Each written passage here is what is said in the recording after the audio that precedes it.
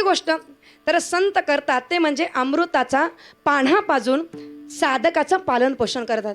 माऊलीने जसं वर्णन केलंय, माऊली काय करतात, 17वीचे स्तन्य देसी अनहताचा हल्लरू गासी समाधी बोधे निज विसी बुझावनी म्हणून साधका तू माऊली पिके सारस्वत तुझिया पाऊली या कारणे मी सावली नसंडी तुझी.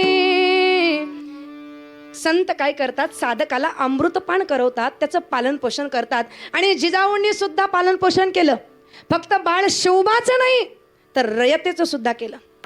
खरं सांगायचं झालं तर एक प्रश्न मी इथे उपस्थित करेल आणि तो प्रश्न असा की जिजाऊ या शिवबांच्या माता अगोदर की रयतेच्या माता अगोदर, त्या माता कुणाच्या? तसं पाहिलं तर त्या शिवबांच्या माता म्हणून ओळखल्या जात्या, पण जिजाऊ या शिवबांच्या माता नंतर होत्या.